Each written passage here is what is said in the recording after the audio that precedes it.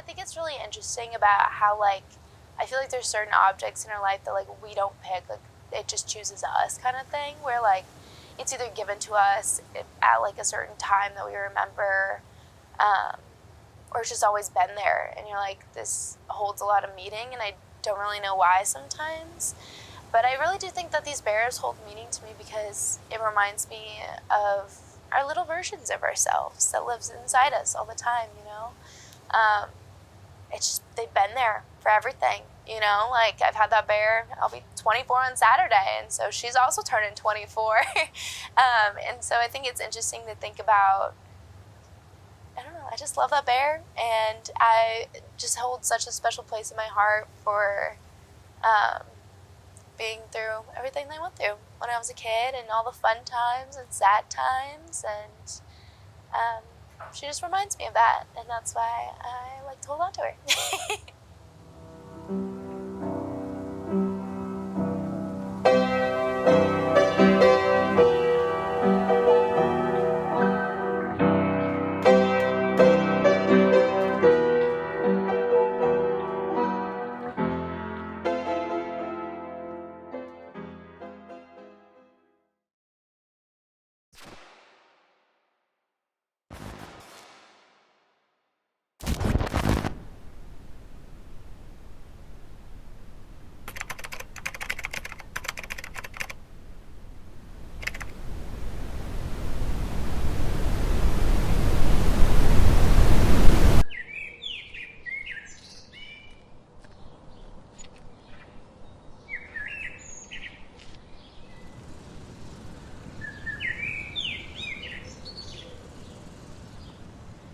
What is your most cherished possession? Like, if your house is burning down, you can only grab one thing of yours, what would you do? I would grab my vintage Delta Sigma Theta Sorority Incorporated blanket. I've got like a recipe book that has a lot of family recipes in it. My baby blanket. My acoustic guitar. I would probably grab my one of them. Okay. My childhood stuffed animal.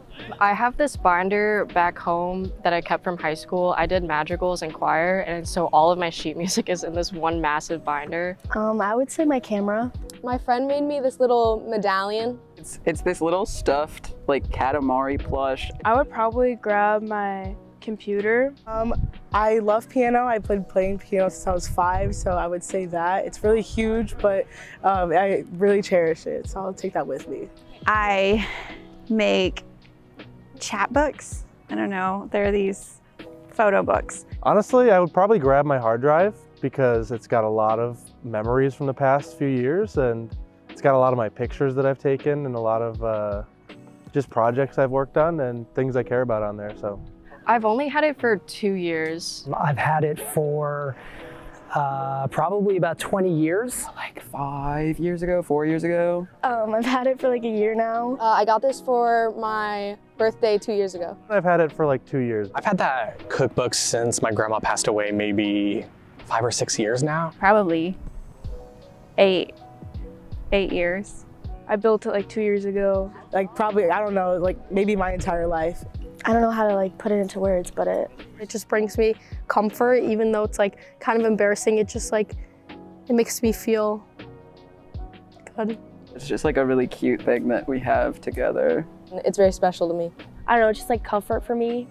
And it's like, I like to think it's like always been there for me per se. You know what I mean? Like it's always something like I can have and I can hold when I need to. I feel like it's a way for me to like connect with my friends a lot. Put a lot of blood, sweat, and tears into writing music on it. And so for me, that's probably a loss I would feel if I left that behind. So that's a super important thing for us to hold on to. Did you like play the games when you were growing up? Oh yeah, like I said, my buddy Matt Lampa, he introduced it to me. We've been friends since kindergarten, or not even kindergarten, preschool. He introduced me to Pokemon when I was, I would say, 7.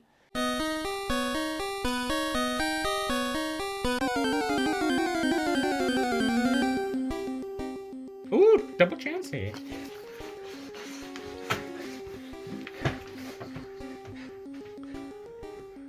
Do you think he pulled anything good? Let's see. I'll go off my favorite card I ever have owned, and it's based off my favorite Pokemon ever, and that's my Feraligatr card from Neo Genesis. I don't know the value of this PSA 10 graded, and honestly, I don't care about the value of that because this was my first ever Pokemon that I ever picked as a kid. And that's the cool thing with all these cards is there's always a story behind a card. Like I guarantee you, I could pull a random one out of here and tell a story based off of it. This is a Full Art Hisuian Samurott V, and I pulled this card when Cefalio and Sagalis were back in town from college, and we all wanted to buy cards just for the fun of it, you know, and then we were all like, oh, we can't pull something, we can't. And I pulled this one, the first pack, and we're all like, holy crap, this is awesome, you know? This was my favorite card, my PSA graded card is my Shiny Greninja. The reason why I like it so much is not only is it one of my favorite Pokemon, it's the story of how I got it. It was 2022, and I was looking at so many listings trying to find this card, but it was like 75, 100, 250, and then I finally found one for 50 bucks. Bidding was starting at 50, and I was like, screw it, I'm going on it. So I bet 55, and then it kept going up, up, up. The bidding ended at like 250. I didn't get it. So I was like, darn it, I didn't get it. Until the guy messaged me on eBay a week later. And he goes, hey, the guy didn't pay me. Do you want this? And I go, yeah, I do, but I don't want to spend $250 on this. He goes, well, what's your asking price? And I go, should you do 75? And he goes, and I go, all right, how about, 100? And then he goes, why do you want this card? And I was honest. I go, look, I'm just a senior in high school. I'm a huge nerd. And I just like Pokemon. I've liked it since I was a kid. And I just want to have this for my collection. And then he goes, okay. He goes, 25.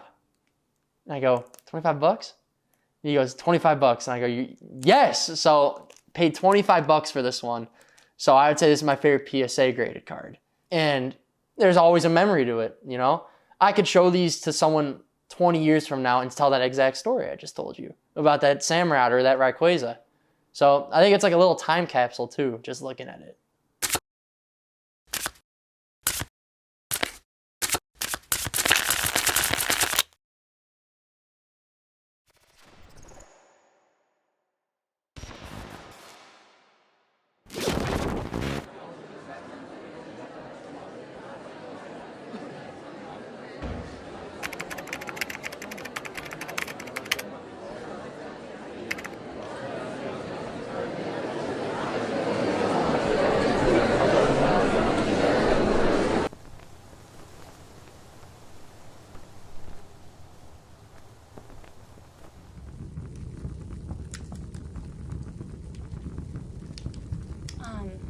They think it was a heart attack because my grandma went to go wake him up one morning and he wasn't moving. My mom told me that when the EMTs came, he was like holding, like his arms were stuck like this. So they don't know if he was like struggling. My mom doesn't know if it was necessarily a peaceful death or like a painful death. She doesn't really want to know because that's a horrible thing to like even think about, that like your loved ones are in pain when they're dying. It was really sudden.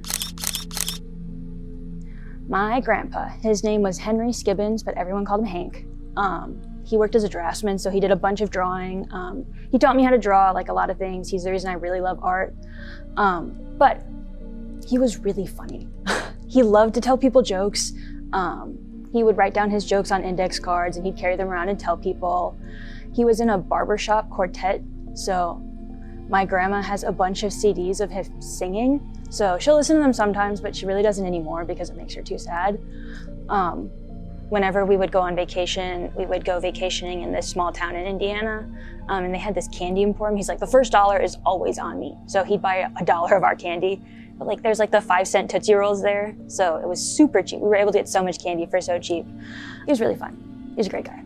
We all got our own chances to go through his room. There's a quilt on the bed that I really wanted. It's like super, super like patriotic looking. It's a giant American flag. It's all red, white, and blue. There's a ton of stars on it. And I think it's kind of funny because I'm not the most patriotic person in the world, but it sat on his bed for the entire time that like he was alive. I remember seeing it in his room all the time whenever we'd be like we want to look at your coin collection, or we want to see your model ships. And his quilt was always on the bed. I think that the quilt being so patriotic and me being so like not very at all patriotic, I think I'm able to look past it simply because the quilt was his. Like, I see it and I'm not seeing the American flag, I'm like seeing him. I like see him most vividly when I'm looking at the quilt or seeing pictures of the quilt, and I'm not really seeing the American flag because I wasn't looking at it when I was younger and being like, oh, that's the American flag. I was in his room being like, this is Grandpa's room. Like, this is all Grandpa's stuff. These are Grandpa's things. So the quilt is him. So it's not really like the American flag when I'm looking at it, like with the same disdain that I look at every other American flag. It's like him to me. I'm really hoping to get it fixed. I recently discovered, it was just this past summer, my youngest sibling had been sleeping with it, and there's a giant hole ripped in the front of it now. I was furious. I remember like yelling and like crying. My mom was like, oh my gosh. I think she texted a bunch of people like from quilt groups, from old places she knew. She's like, can we fix this? I think the answer was like, maybe. So in the future, I hope to see it fixed and then back again in my life.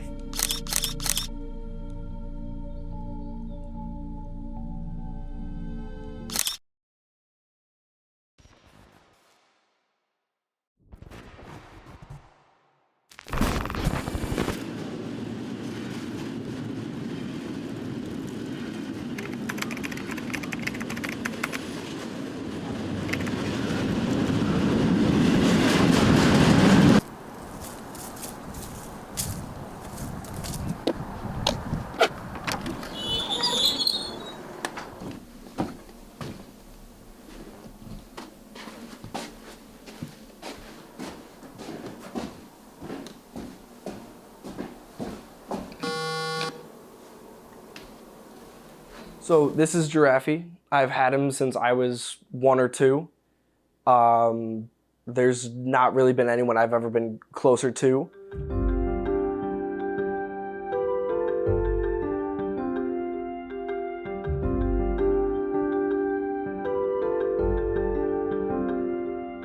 As far back as I can remember, I remember just always having it there. Having it, whether it was in my bed or carrying it around the house or just kind of having it as a companion. For as long as I can remember, I would always bring it with me and then make sure he had a pillow and a blanket. As stupid as it sounds, but I mean, it's an emotional attachment, so I wanted to make sure that he was still comfortable, I guess, per se. I've never really asked anyone about it. I've always had the mentality of like, I'm gonna own it. This is my thing. This is something that I hold very dear to me.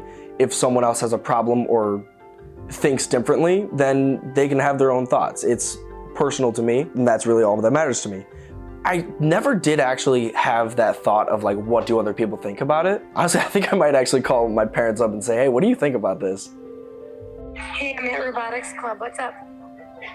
Do you have like 2 minutes to talk? Hey, you got a minute to talk? Yeah, go ahead. What are your thoughts of me having Giraffe around? Having Giraffe what? Around, like just carrying him around, pulling him, like having him just with me wherever I sleep. Yeah. Like, if you go to class, are you taking him? No, I'm not taking him to class. No, I'm just saying like having him in the apartment or in the house. It's like a whoopee. It's something that you're familiar with, so you got it with you. You do have it with you, right? Yeah, he's actually sitting right next to me. Yeah, that's good. No, I think it's sweet, and I'm happy that you're connected to him, and I think it gives you some, connection to home. So it's a good thing. Yeah, I mean, it's something from, I guess, your childhood. I would guess everybody has one. All right, thank you. I'll let you get back to robotics. All right, love you. All right, goodbye, love you. All right, goodbye, love you. Love you too, buddy. Bye.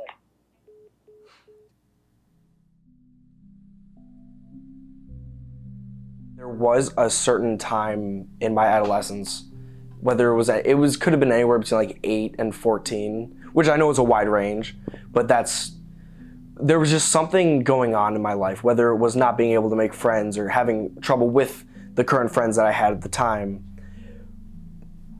But I would go to bed at night and I would have these reoccurring dreams of just being so so little and so scared and sitting on the ground, almost as if it was like on a pitcher's mound, where I was the center of attention and everyone was around me just as dark creatures and they would encroach on me. But the one thing that I could remember about the dream was I was just clutching Giraffe as if it would keep me safe.